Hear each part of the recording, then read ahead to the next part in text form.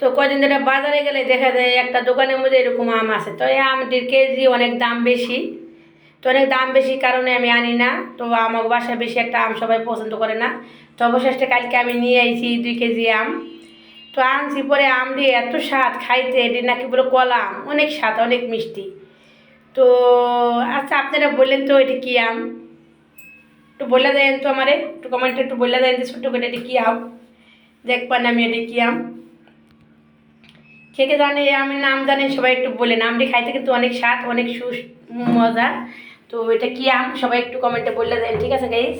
সবাই একটু কমেন্টে বলে দেন। আমগুলো খাইতে কিন্তু অনেকটাই স্বাদ, অনেকটাই ভালো লাগে। তো এত মিষ্টি যা বলার বাইরে, আমের মতন একটা ঘ্রাণ আসে, খাইতে ভালো লাগে।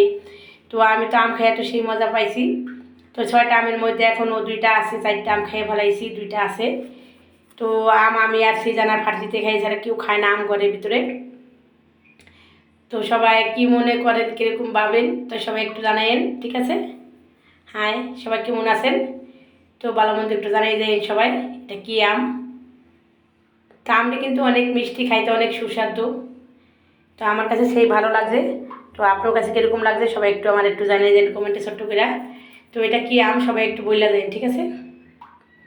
সবাই একটু বলে দেন কী আম এটা।